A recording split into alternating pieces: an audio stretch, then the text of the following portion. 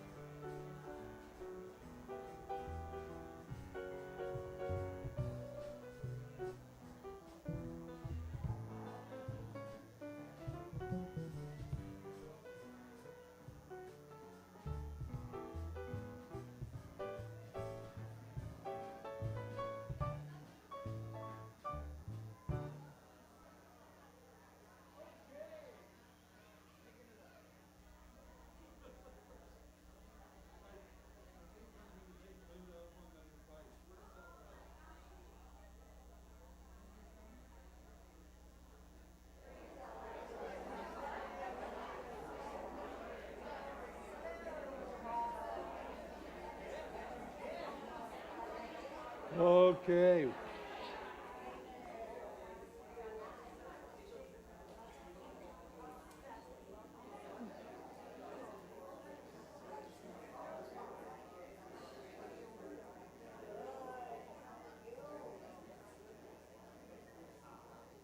Yes. Yes. Are we good? What's going on, Jim? All right. Yeah, they're playing in the booth back there and trying to figure out what's happening. But as long as you can hear me. Yeah? Okay. Then we shall continue. This brings us to today's daily word. You got that up, Jim? Yeah. It's flow. Yes, it's the words I speak flow from infinite wisdom. I am divinely guided, and they do flow. As I picture a crystal clear stream rushing down a steep mountain slope, I also see it gathering in still ponds, calm, deep, and life-giving. This image reminds me that my words and actions flow from a peace that passes understanding, nourished by divine good. Open to this infinite presence, my heart is steadied and my mind is focused. The words I speak and the choices I make become rich and meaningful. They are not surface ripples, but carry the depth and power of spiritual truth. As water flows from mountaintop to coastline, the presence of Spirit flows into every part of my life. Divine love pours into human experience. I am both the rushing waters and the deep pools. And from this stream of wisdom, I speak words that give life. The words of the mouth are deep waters. The fountain of wisdom is a gushing stream. That's from Proverbs 18:4. Now, this takes us to the time we want to welcome each and every one of you. Thank you for being here. Thank you for bringing your love and your presence to our beautiful community. And we also want to acknowledge we have a rather robust online audience from all over the world. We've had anywhere from, when TJ's spoken, we've had 400 people viewing. So you do good. So we are truly blessed. And we're on YouTube and Facebook. So you can see us, our social media. We're very active and we're becoming even more and more so. Susie and the staff are involved daily in engaging with those that have reached out. Now, since we are online, we also are reaching out to Oak Cottage Memory Care. And we know Catrice is the one that introduced us there, and she's moved to a villa of Santa Barbara, and I'm going to be talking to her about that because we want to do some outreach to them as well. And Reverend Michelle is now with a community in Camarillo. So we'll be, Reverend Michelle and I will be discussing how we can support and share unity with them. If you can't be here in person, if you've got friends and family all over, you can tell them to tune in and you can share the experience with them. And they can also view, and you can also view the growing library of past services and new content that is going to be added every week. We're going to start recording the workshops and everything that we're doing. So if you can't make it, you can tune in later. You can always log in. Now, we also want to welcome any first-time guest. Is there anyone here for the very first time? Hey, Clifton has a little gift for you. Thank you for being here. And he'll also introduce you to the welcome table. It's right out there in the breezeway, and you'll see all kinds of information about who we are, what we are, and how we do it. So, the youth, you'll see the children at the end of the service, but Susie and her team are meeting with the children in the community room and teaching them a lot of unity principles that they get all excited about. And when their bright faces come in here at the end of service, you'll see that they're just beautiful, beautiful lights. Now, we also believe in the power of prayer, and we provide prayer support. Are there any chaplains in the congregation this morning? They are available for confidential prayer support, and they'll be up here in the front. Just come on up, and if you would prefer, there is a prayer request box in the atrium. You can write it down, and we will pray with you, and we will send your prayer request to Silent Unity to get more and more power of prayer for whatever your heart is wanting. Now, and as speaking of prayer, we have a chapel. It's the Shirley Campbell Chapel. I don't see Shirley here this morning, but we will, it's available. If you want a quiet place to just pray and reflect and meditate, you're welcome to use it at any time. Now I want to invite you to join in the community blessing. If you'll share with me, please. This space is a sanctuary of peace, where hearts are open and souls are set free. We grow in love, rooted in purpose, and uplifted by spirit. Bless the Unity of Santa Barbara, today, tomorrow, and always, in all ways. Namaste. Now, I'm going to do the meditation song today, something that I started years ago. I felt that I asked Noreen whether I could do this, and it's the Lord's Prayer. So I invite you to either close your eyes and just bathe in the sound, or you can share with me if you'd like.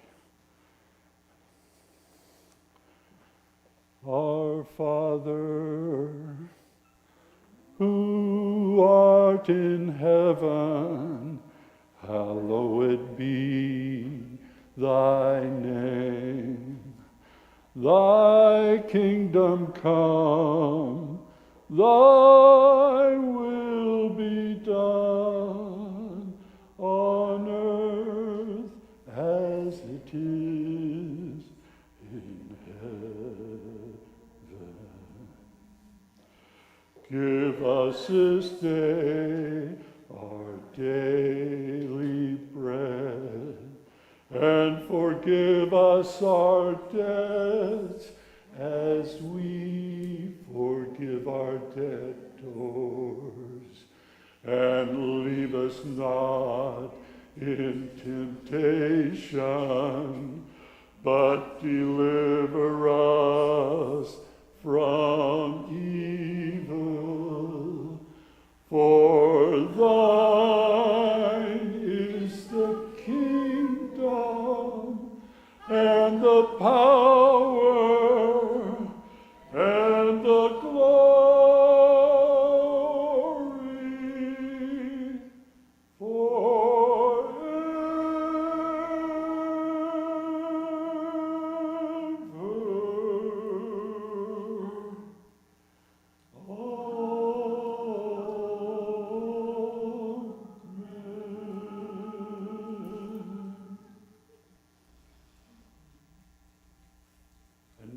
Christina Kramer and Amy Batchelor will be providing the meditation.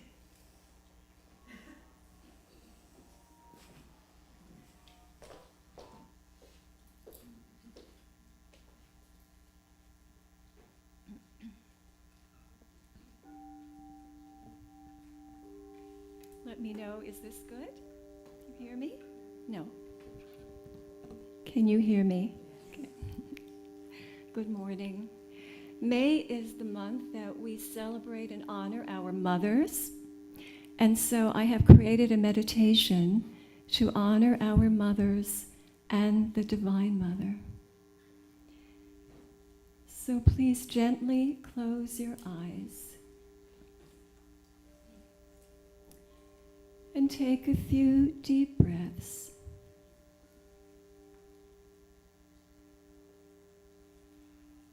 And feel yourself fully present in your body.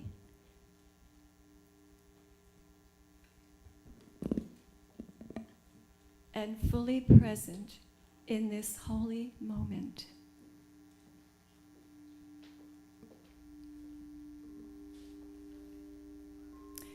Now please bring your awareness to your heart.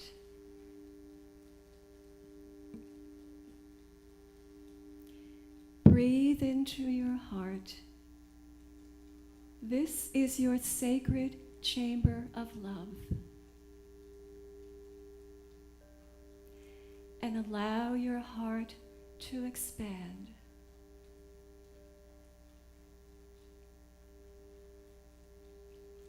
As it expands, it becomes filled with a beautiful rose light.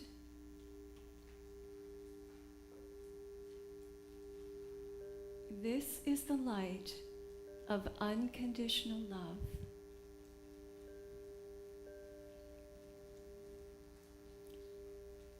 As you experience the rose light in your heart, you begin to feel embraced by a great, loving presence. This presence is the Divine Mother, who enfolds you in her grace, sweetness, comfort, and the most pure mother love.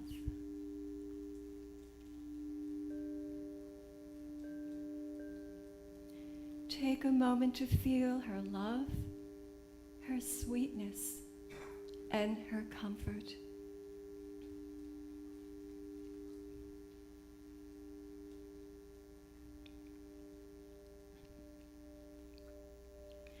She now places a rosebud in your heart. And as it opens and unfolds, it becomes the most beautiful rose that you have ever seen.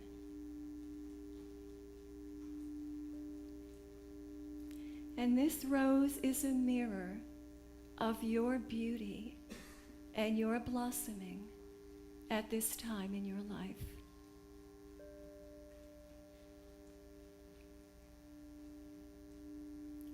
And Divine Mother says to you, this is where you carry me, in the rose of your heart.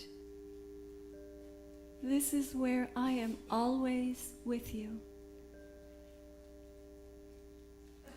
Come now, come, my beloved, and sit with me in the rose of your heart.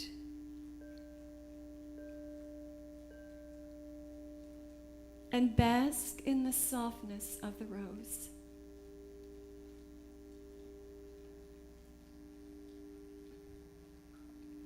Feel my arms embrace you as you rest in my love and peace.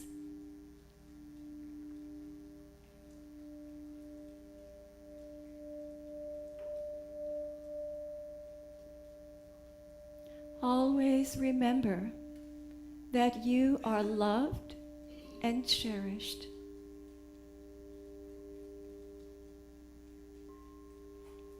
Know that I will walk with you all the days of your life, arm in arm, heart in heart.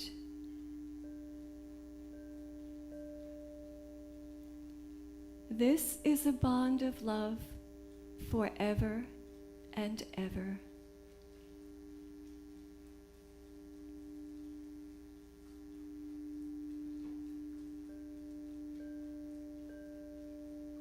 And now, in honor of our mothers, since May is the month we honor our mothers, once again, connect with the beautiful rose light in your heart.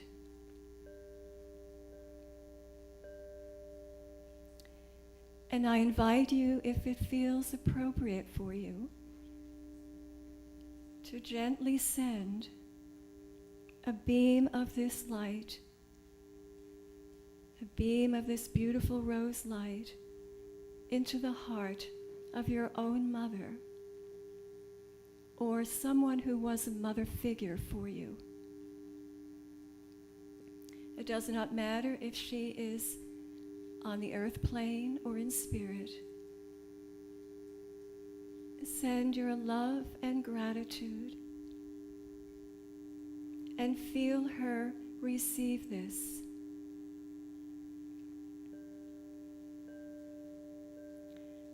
This is also a bond of love forever and ever.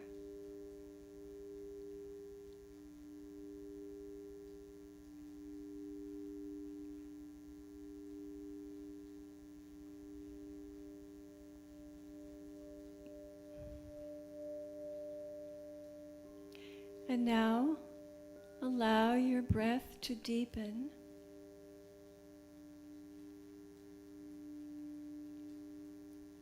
When you feel ready, bring your awareness back to the room, and you can open your eyes.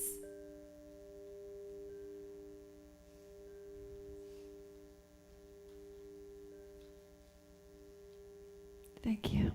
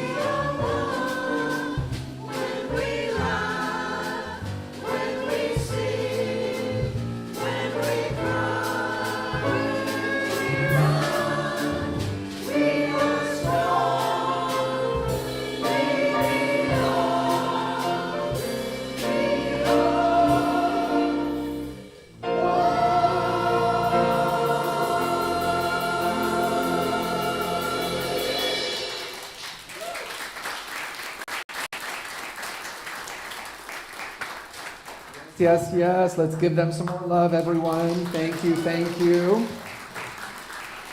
Well, good morning, everyone. Good morning, everyone. Good morning, everyone. Okay, that's it for me. I am so incredibly grateful to be here. And as I was listening to the words of the incredible choir, I was thinking about a brief, very brief story. And the story is a young person once approached the guru and asked, "How can I learn to be kind to others?" And the guru said, "It's simple. There are no others." Now, doesn't that sound nice?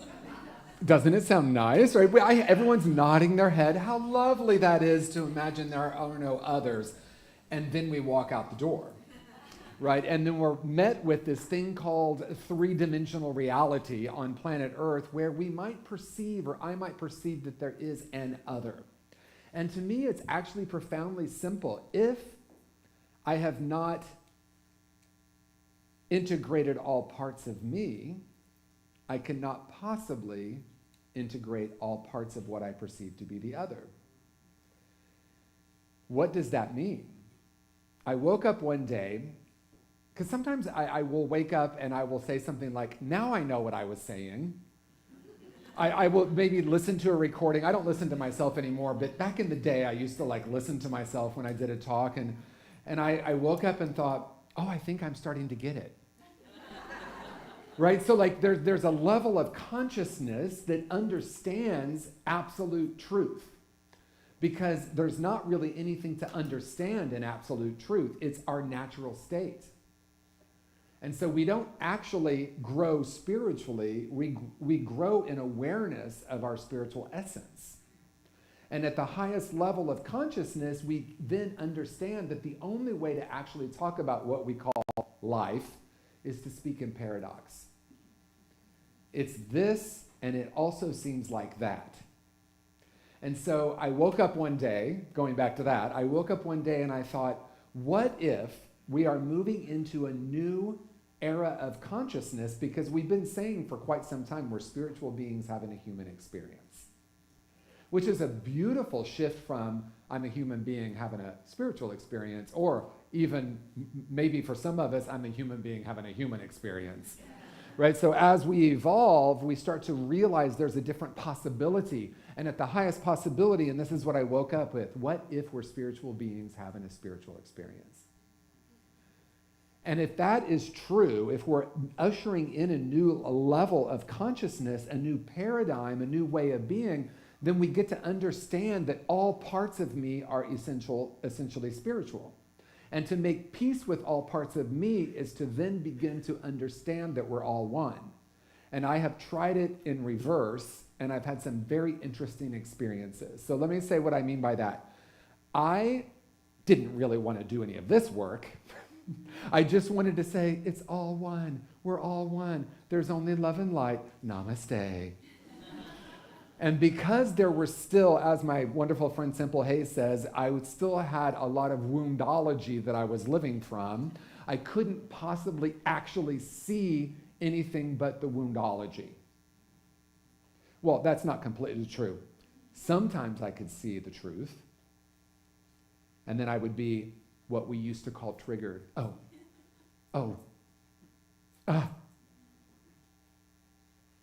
And then I could rest back in a greater reality.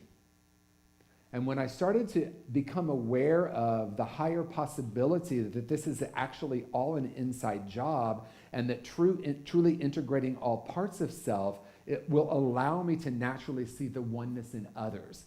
So if it's an inside-out proposition, the only thing I need to heal, if we need to heal at all, did you just say that?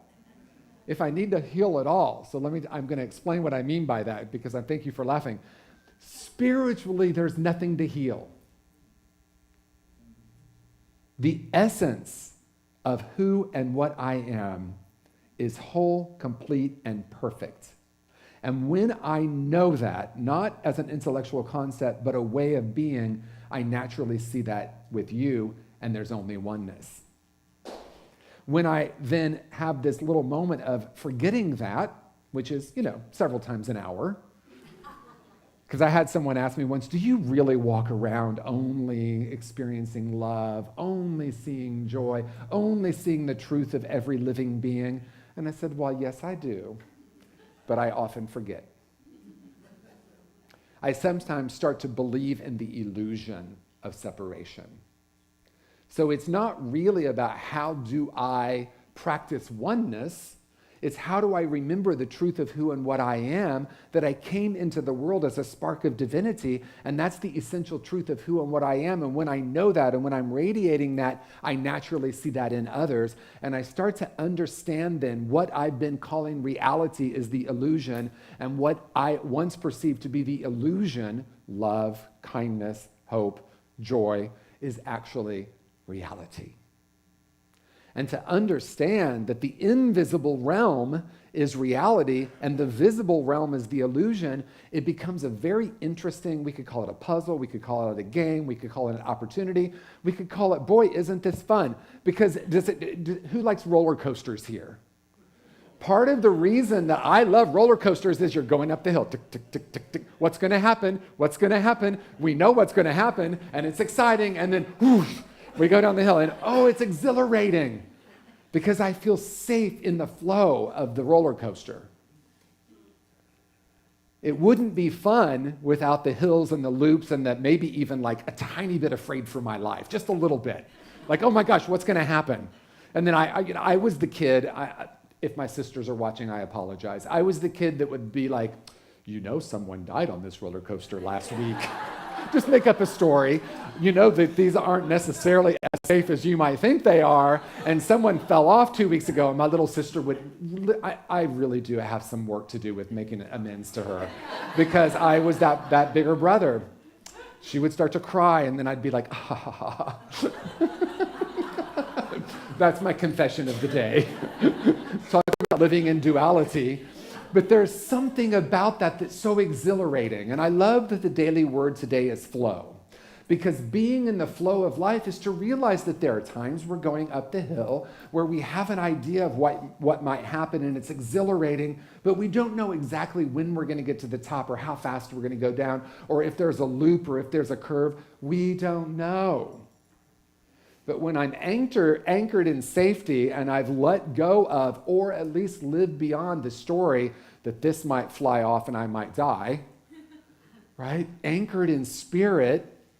I don't know where this analogy is coming from, but I'm enjoying it. I don't know if you are. This was certainly not pre-planned to be on the roller coaster of life. But to know that I'm anchored in this, then I can be in the flow and everything is an adventure, an opportunity.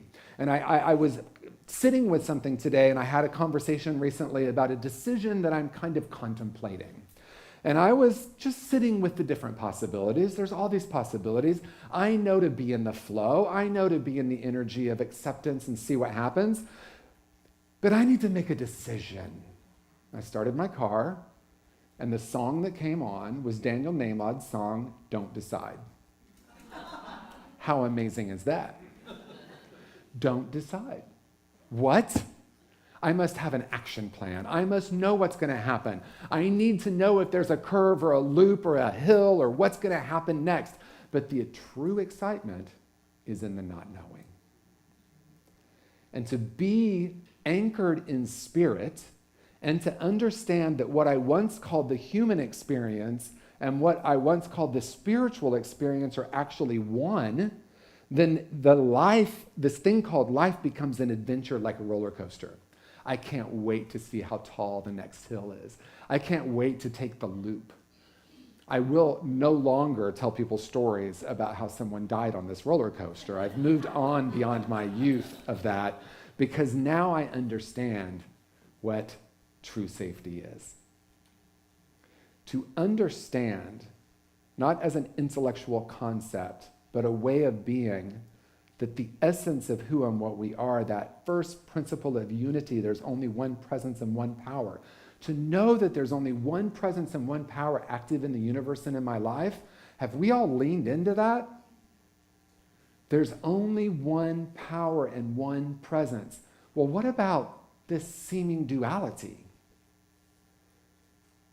I think I shared the last time I was here, but I feel called to share it again. And when I was a little kid, and I know I was between four and 7, because I know what house we lived in, I had an awareness, and this is a lot for a 4 or 5 or a 6-year-old, but is it? Thank you. Because a 4-year-old, a 5-year-old, well, let's go back. A 2-year-old, a 3-year-old, and a 4-year-old, what I call a pre-programmed human, they already know who they are. They know what they are. They are love. They are joy. They are source energy expressing. Until we teach them about the 3-dimensional world, the us and the them, the good and the bad. So I remember lying in my yard and thinking, this thing I've just been taught about heaven and hell doesn't really make sense. If I'm good, I go to this place called heaven at the end of my life, and if I'm bad, I go to hell.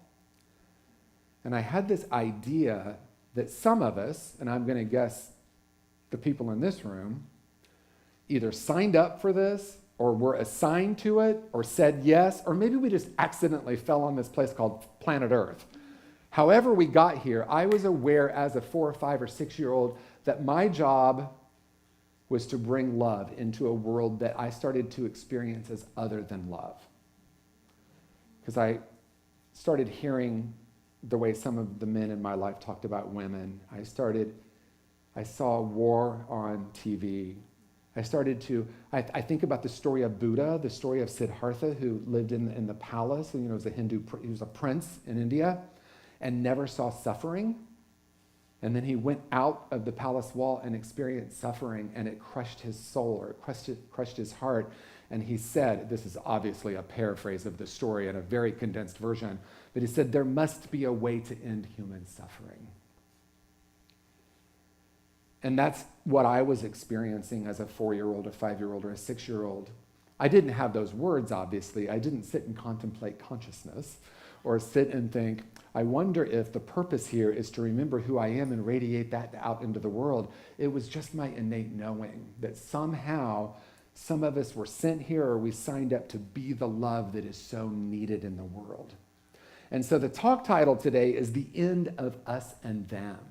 And it's not actually an ending, it's actually a remembering, because that's innate in the human experience. A pre-programmed human does everything instinctively that we're looking for in a spiritual practice. I want to learn to feel my feelings. I want to learn to be more present. I want to learn to be more loving.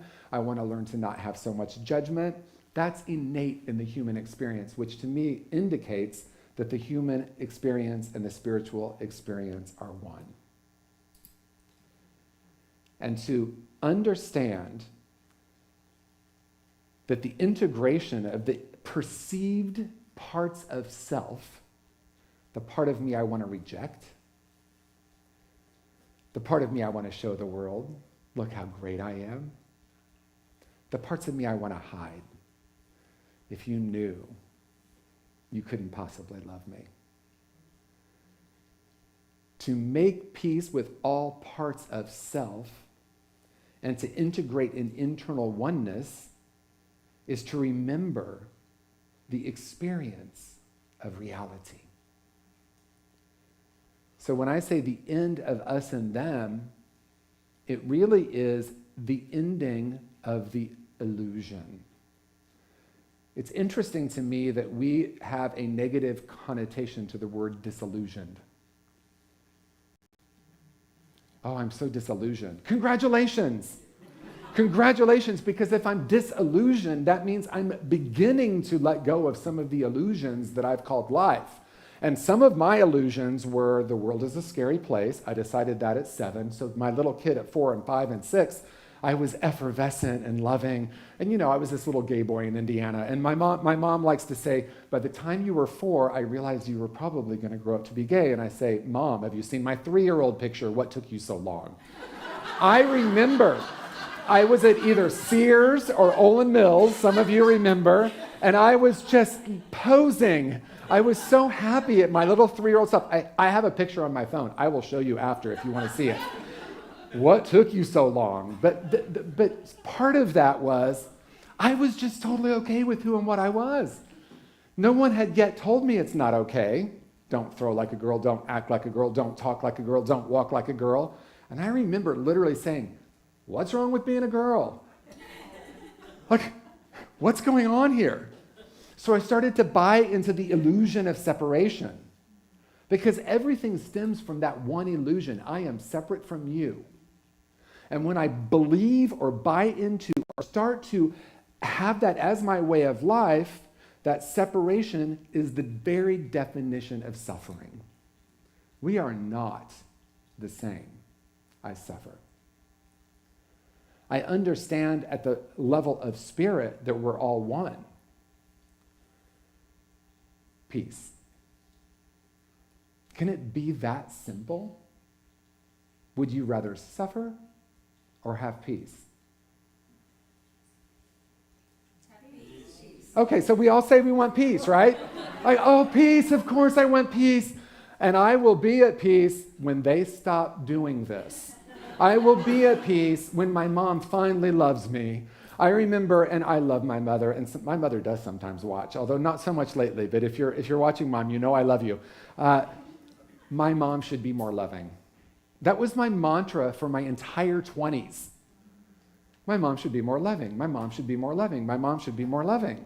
My mom is not that, when we talk about mothers and talk about the gentle nurturing, not my experience. I do love my mother. She's like, that's not how she was built. And it's literally insane. Insane meaning outside of sanity. Because sanity is, this is who she is, and she has loved me in her own unique way. And I get to now do my healing. That's my responsibility. And the healing that I get to do, because remember I said, if we even need to heal, is not spiritual. It's the illusion of separation. And the illusion of separation I'm speaking to first is the internal separation, when I believe that I have separate parts. The part of me that wanted to protect, the part of me that shut down, the part of me that became afraid, the part of me that has yearned for love and connection and simultaneously been absolutely terrified to show up for it. And so when I decided at a very young age that I was broken, I experienced the world as broken. There's no other possibility. So we all say, yes, I want peace. I don't want suffering. But believing the illusion of separation created my suffering. And I saw it out there and thought it was happening outside of me, but the truth is it was a projection. Now, people will say, you're not saying that it's not happening. No, I'm not saying it's not happening. I want to be clear. That's what we call a spiritual bypass. Now they call it toxic positivity.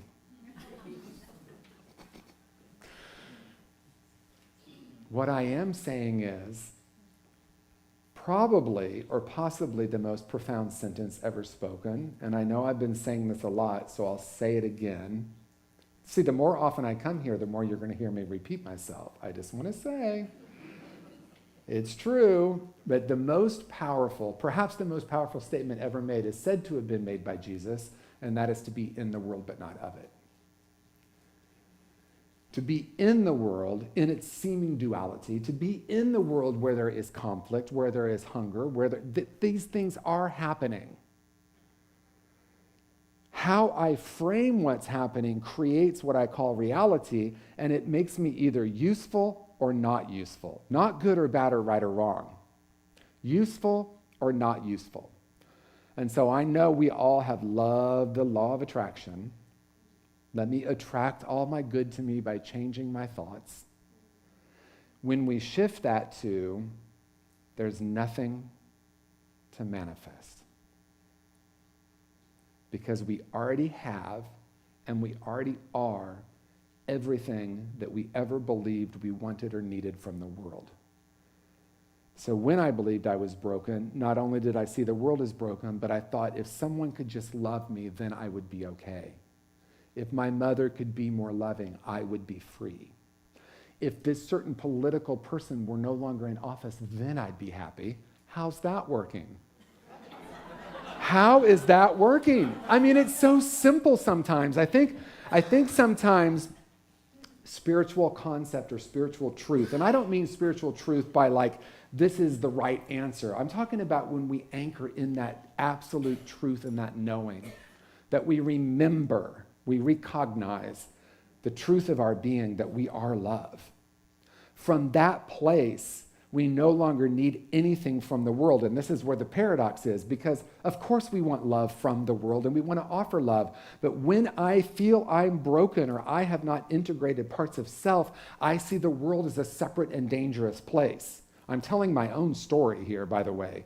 And when I reached a place where I understood, oh, this is about honoring and loving all parts of self and remembering the truth of who and what I am is unharmed and unharmable. And we talked about that last month.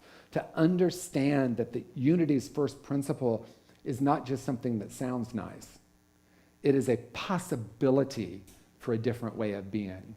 And then we shift from the law of attraction to the law of radiance. I'm going to be the love in the world rather than look for love from the world. At the highest level of awareness, again, not spiritual growth, but spiritual awareness, because I don't grow spiritually, I grow in awareness of the truth and the illusion. And from that place, then I can walk in the world and be in the world, but not of it. So if we are of spirit, if we know who and what we are, because, in unity, we know that prayer is not asking for anything, it's affirming a greater reality, it's affirming the truth. But sometimes I've gotten that confused to, well, I'm doing it so I can trick the universe. Right? Please give me affirmative prayer and say that I'm a multimillionaire because then I'll be happy. For some of us who have reached that, how's that working? Right? Nothing right, wrong, good, or bad about any of it, but to understand the truth, and this is what I want to say in closing, to realize at a very deep level who and what we are. We then understand our purpose on planet Earth, our mission on planet Earth. I was at a very crucial and very painful point in my life. And I had a moment of clarity that said, write your personal mission statement. And I pulled out my bag. I happened to have an index card and a pen at the time. I was riding a bus, so I wasn't driving while doing this. And I wrote my personal, I first got silent for 5 minutes, and the personal mission statement came through. And that was in, I think, 2010. It has not changed. It's not about how it gets delivered or where it gets delivered. It's about remembering a deeper purpose. To be in the world but not of it is to be of the essential truth of who and what we are. And if I ever forget that, or if I'm in a place of indecision or decision, I look at that personal mission statement and I say, oh yeah, that's it. I'm just here to be this frequency of love. That's not my mission statement, by the way. It's a little bit much more profound than that. But it points back to remembering who and what we are. So yes, we all said, or I think most of you said, when I said, would you like to suffer or have peace? We all said peace. And so there's a twofold process here then. How do I remember that peace is who and what I am and live in that frequency and live in that energy and spend dedicated time remembering that and embodying that and radiating that? And then what is the nature of suffering? How have I contributed to my own suffering and therefore the suffering of the world? Because that's really how the world changes. Through my own transformation, because that's the only way that lasting change will ever happen. Because we might think that if I only focus on my own transformation, that I'm not going to be able to help the world. And I love what Michael Beckwith says, we're not here to save the world, we're here to serve the new paradigm. So to remember who and what we are, and to question every idea, every thought, and its corresponding frequency that I've attached to illusion, the illusion of separation. Love is who I am, peace is who I am. My job, very simply, is to be that in the world. Are we ready to say yes to this? Yes. Okay, but I want to know, are you ready to say yes to this? Yes. Okay, so Here's what we're going to do today. Ready? Do you want to take a 24-hour spiritual pledge with me? I pledge allegiance. I like it. We're back to that. I pledge to remember who I am. Go ahead, say that. I pledge to remember who I am. And if I forget, I'll just come right back. I am love. I am peace. I am joy. And I get the honor of being that in the world just for the next 24 hours. And so it is. Thank you, everyone. Thank you, thank you, thank you. So honored to be here. Thank you. Oh, thank you, TJ. Yes, we are be that and more. Wasn't that wonderful? Wasn't that? Thank you again. We are so blessed to have you here. And now is the time. It's a time of evolution here, and we've evolved in the thought of abundance. We're shifting from having prosperity to being abundant. And in John 1:16, we are told, from his abundance we have all received one gracious blessing after another. One blessing after another. Unity teaches that abundance is a divine energy, an omnipresent substance that is everyone's birthright. Rather than focusing on a lack of resources, Unity emphasizes that prosperity is a natural manifestation of an abundance consciousness, a state of being where one feels and trusts in an infinite spiritual source. Now is that time that we affirm and share our abundance. We affirm this flow of abundance with our tithes and offerings and give freely of our time, talent, and treasures, as we know that we are Unity of Santa Barbara, our spiritual community and home. There are many ways to give, and you can go online and hit the give button. You can pledge. We have the opportunity to have a regular monthly through our new program called Zephy. And we really appreciate any gifts and offerings that you can provide. I do want to remind you that Zephy is the new program, and for those of you that have been using PayPal and Givelify, it will go away at the end of the month. As we prepare to give our tithes and offerings, whatever amount you're guided to give, hold it in your hearts and hands and bless it with your love. Let yourself feel grateful to God in you as your one source. The Unity Singers will now share a song called Sacred Love as the ushers move forward.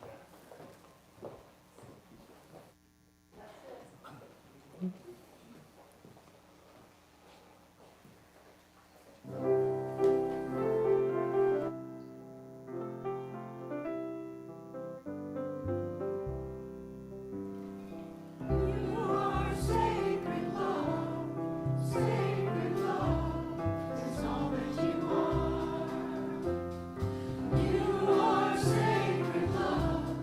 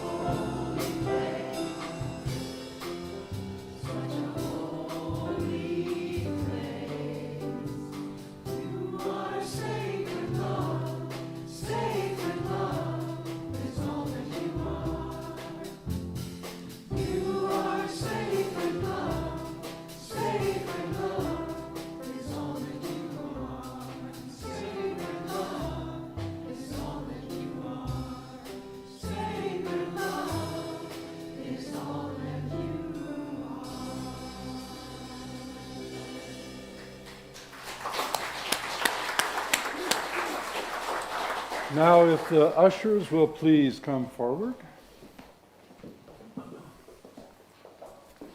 Thank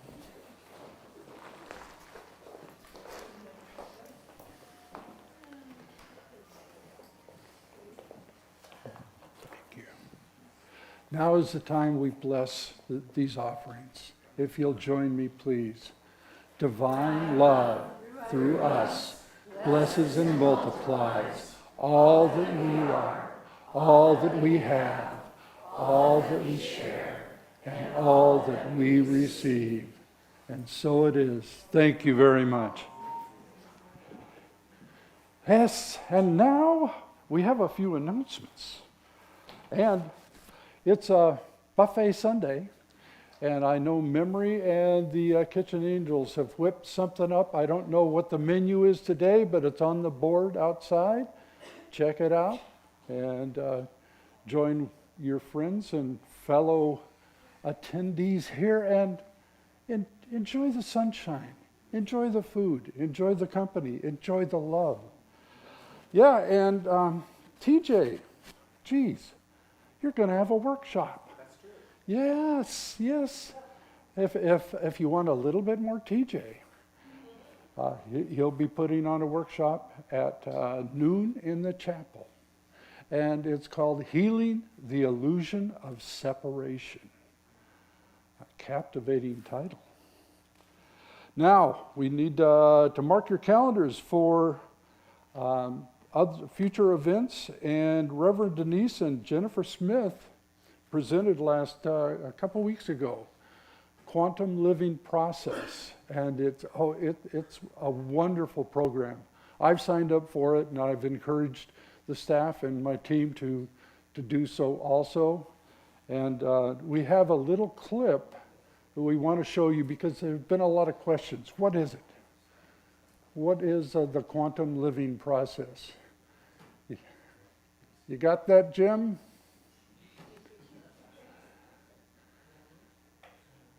Welcome and thank you for joining me. My name is Dr. Gary Simmons, co-creator of the Quantum Living Process, a shadow work program, or as I describe it, an awareness system. If you're here today, chances are you're feeling the call for something deeper, something more grounded, more whole, and more integrated than what traditional paths have offered. We live in a time of immense transition. Many of us are moving from a life centered in achievement and productivity into one of reflection, purpose, and inner transformation. Yet along this journey, we often find ourselves burdened by old wounds, limiting beliefs, emotional pain, addiction, depression, or simply a nagging sense that something essential is missing. That's where the Quantum Living Process, or QLP, comes in. The QLP is a spiritually rooted, psychologically sound, and neurologically informed system of healing. And it's complemented by a practice that I call awareness, a unique form of shadow work that is not therapy, but is profoundly therapeutic. You might be wondering, how is awareness different from therapy? Unlike traditional therapy, which is often based in diagnosis and symptom management, awareness doesn't treat you as someone who is broken. Instead, it invites you to explore emotional pain as a signal, a portal, a message from the deeper self. Rather than looking for a fix, awareness teaches you to become aware. Aware of your triggers, aware of the reactive identities you've developed in childhood, aware of how you project your past into the present moment. It's an invitation to stop trying to manage your pain and start learning from it. And the beautiful part, you don't need a therapist to do this work. The Quantum Living Process is self-directed. It provides a structured process that allows you to walk yourself through your own healing. You become your own guide, your own witness, your own inner healer. The process is grounded in the understanding that beneath our conditioned patterns lies wholeness. And through the QLP phases of self-inquiry, reflection, and integration, we come to remember that wholeness again and again. In this sense, QLP is like mental and emotional yoga. Over time, it conditions the nervous system to return to coherence, the mind to return to spaciousness, and the heart to return to compassion. Mastery is also about fluidity. It's the ability to meet complex or painful situations without collapsing into old defenses. Those who practice QLP consistently report a deepening sense of authorship, of being able to create rather than react, to respond with wisdom instead of fear. This isn't achieved through willpower, but through cultivating the internal muscle of observation and repatterning. Mastery means you recognize that every emotional trigger is an invitation to heal. Every uncomfortable moment is an opening, and every reaction holds the seed of a new response. This is more than just self-help. This is spiritual evolution. It trains your nervous system, clears your mind, and opens your heart to live more fully from your essence, not from your wounds. And over time, it becomes your default way of being. You shift from role to soul, from reacting to creating, from surviving to thriving. In a world overwhelmed with complexity and emotional fragmentation, the quantum living process offers a sacred map for returning to wholeness. It's not an escape from suffering, but an invitation to transform suffering into insight, and insight into empowered action. It honors the body's wisdom, the heart's truth, and the soul's longing for coherence. What makes the QLP uniquely powerful is its integration of spiritual principles, neurobiology, and personal agency. It's not about fixing what's broken, but reclaiming what has always been, your wholeness. It trains the individual in mastery, not just of a method, but of their own awareness, so that no matter what arises in life, it becomes a doorway into deeper presence, peace, and alignment. It stabilizes insight, deepens integration, and opens a path of embodied authenticity. For those ready to explore their inner terrain with intention, courage, and grace, the quantum living process provides not just tools, but a transformational path that empowers lifelong change. Thank you for taking time to be here. Your healing matters. Your presence matters. And your journey towards wholeness is sacred. There you have it. And Jennifer, will you stand? If you have any questions, she will be facilitating along with Reverend Denise. So I'm really looking forward to it. It starts this week. And we have Bent Migan has started a Memorables Mondays, and he's taken the show on the road this Monday. He's going to go down the street to our neighbors, to the Unitarian Church, and share a little bit of unity love with the neighborhood. Bent.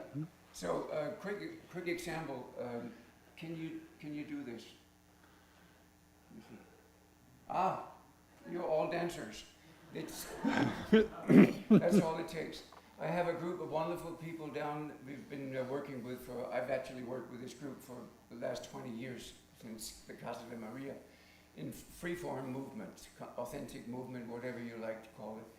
You come, you listen, you stand still, and then you start moving, and there's other lovely people around it. It's 7:30, and we're going to take it down to the Unitarian Church this time, because there's a fantastic hall for dancing, tall ceilings and a wooden floor. So I invite you to come and explore motion. Thank you, Ben. Now, and Amy Batchelor was up here earlier, and she is doing her, have you done that? That was last week. See, that's what happens when I travel sometimes. I lose track of time. Okay, well, hey, there we go. And and Dr. Lee Moberly continues with her series, Multidimensional Spiritual Healing. It's the second and fourth Sundays. And I read the Daily Word. There was something about A Course in Miracles. I do that every morning. I read from the Daily Word and A Course in Miracles. And we just happen to have a study group here. Paul Bouchard, every Thursday night at 7 in the community room, holds A Course in Miracles study group. A Course is very much aligned with who Unity is, and if you would like to explore, feel free to pop in.